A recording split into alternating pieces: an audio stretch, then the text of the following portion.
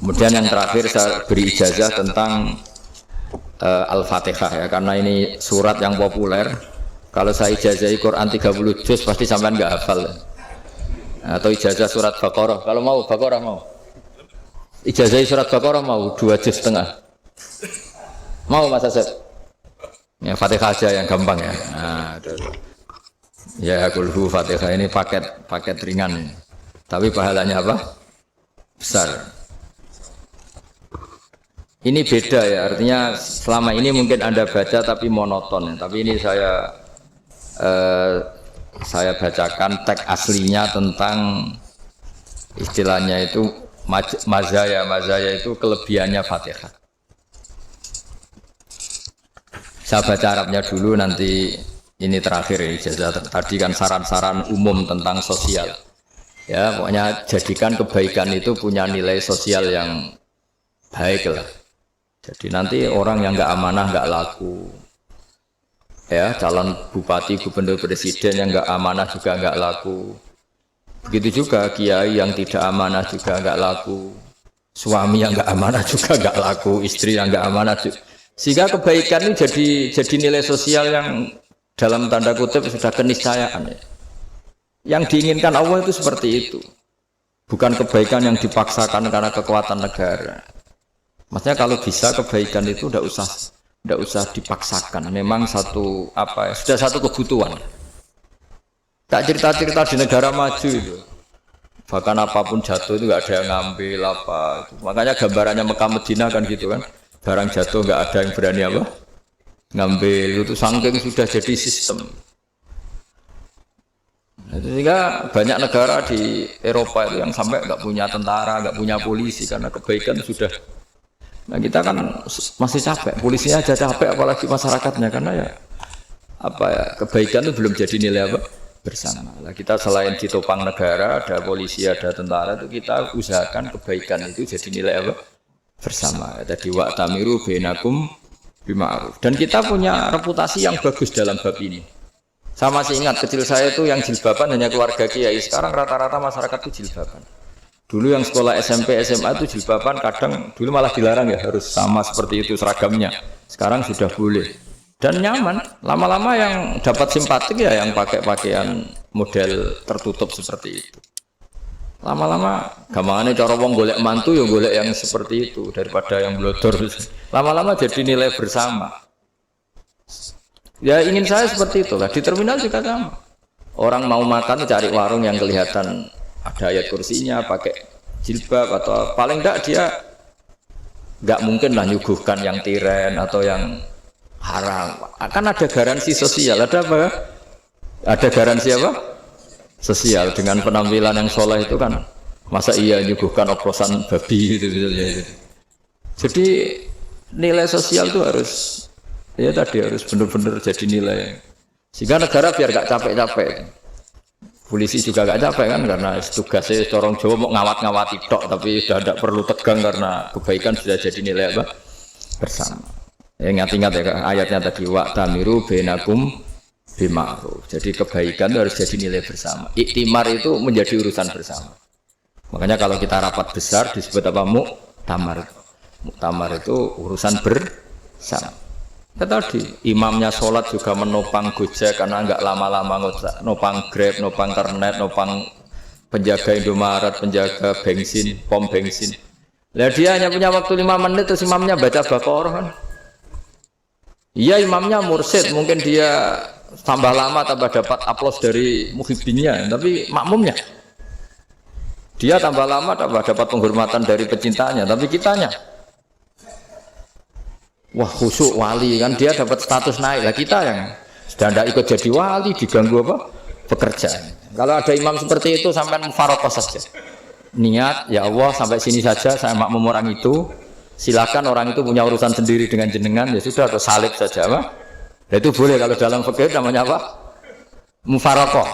Mufaroqah itu niat, tapi kamu jangan langsung selonong mufaroqah, niat dulu pamit sama Allah bahwa sekarang mau mufaroqah.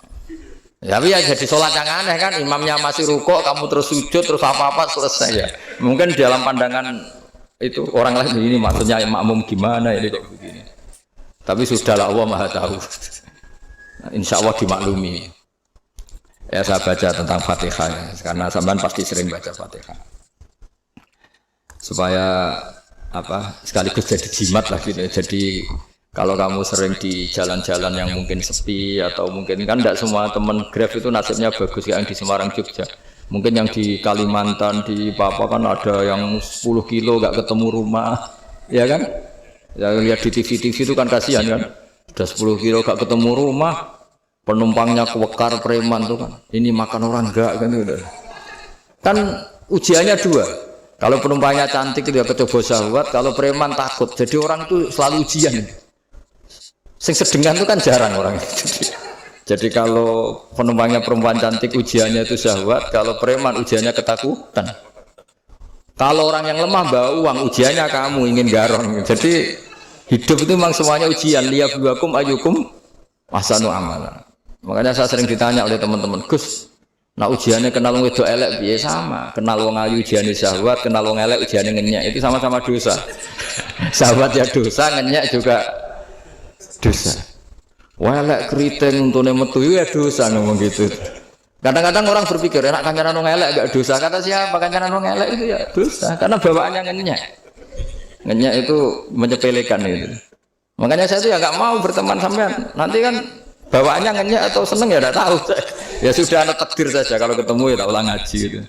Tapi ini ngaji terakhir, setelah ini ngaji biasa aja enggak usah resmi gini. Ngaji kok resmi aneh. Pokoknya nanti suatu saat kalau pandemi sudah berlalu saya akan ngaji Rebonan, ini ngaji. Ini ngaji yang kurang bagus karena ngatur kiai kurang berkah ini. Nanti tapi ya lumayan lah masih mau ngaji. Ngaji kok tanggal ini jam ini. Sekarang suatu saat kamu tak panggil, Mas Wahyu datang ke sini jam ini tidak mesti bisa. Mungkin pas ada acara apa, maaf ke sini pas ngecek pas apa. Jadi ya sudah tapi tak maafkan enggak apa-apa. Takdir ya.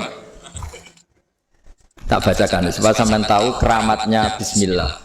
Nah, sebelum saya bacakan bismillah Fatihah tak beritahu tentang ilmu tafsirnya karena ini penting sekali. Fatihah itu dawuhnya Allah, tentu itu dawuhnya Allah. Saya ulang lagi itu kalam Allah. Tapi yang sudah diberikan kesampaian ke kita semua. Sehingga seakan-akan itu menjadi dawuhnya kita ke Allah. Jangan salah loh ya. Fatihah itu dawuh Allah tapi sudah diberikan ke kita. Sehingga posisi kita itu yang punya itu. Nah kenapa ini perlu dijelaskan? Karena nanti ada kalimat iyyaka na'budu wa iyyaka nasta'in. Kalau itu masih kalam Allah, berarti Allah ngomong ke kamu, ngendikan ke kamu, kepadamu aku menyembah. Masa Allah menyembah kamu? Nah, sehingga ilmu tafsir itu menyelesaikan itu dulu ya. Saya ulang lagi ya, sebelum sampean sering baca Fatihah, aku yakin ya sering baca. Tapi barokahnya tidak paham itu tidak pernah janggal. Enggak paham itu ya penting supaya tidak iskal, tidak janggal. Sebetulnya di kalimat itu ada yang janggal. Kalau Fatihah itu kalimatnya Allah atau kalam Allah, bagaimana dengan kata-kata iyyaka na'budu? Masa Allah ngendikan ke kita, kepadamu kami menyembah. Masa Allah menyembah kita? Maka penyelesaiannya secara ilmu tafsir gimana? Semua ulama mengatakan, bukan satu dua, semuanya mengatakan di Fatihah itu semuanya diberi kawalan kalimat. Saya ulang lagi ya, di Fatihah itu semuanya diberi awalan kalimat qulu, katakan wahai hambaku begini. Ya, katakan wahai hambaku begini. Nah, begini ini pelajaran dari Allah yang sudah diberikan ke kita.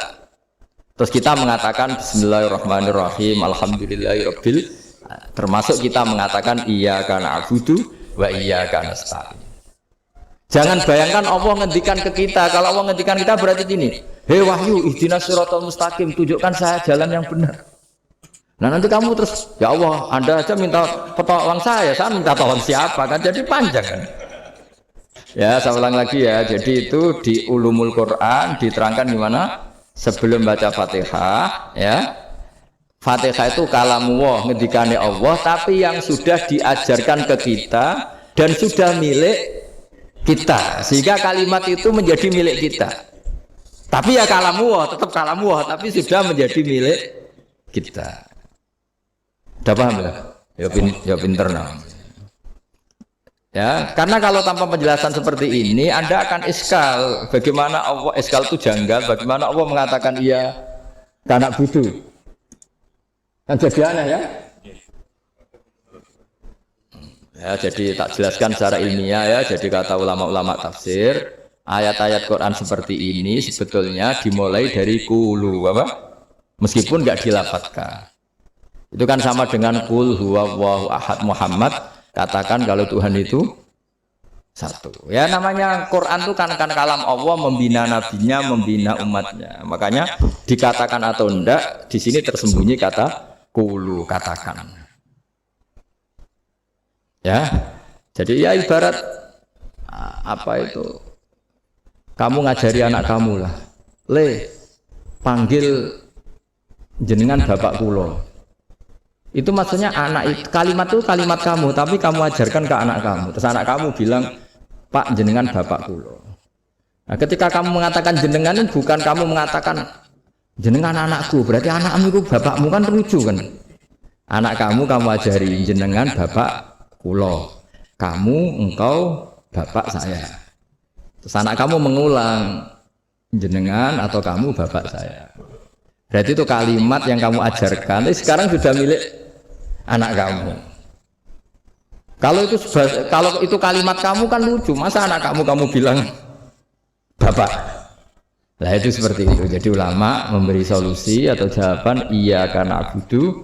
Iya itu sebelumnya ada kata-kata kulu. Katakan wahai hambaku, hubungan kamu dengan saya adalah katakan iya karena abudu wa iya karena nasta'in. Terus hubungan kamu dengan saya katakan juga dalam doamu ihdinas siratal mustaqim. Jelas ya, jadi itu kalam Allah yang sudah milik kita karena diajarkan Allah untuk kita.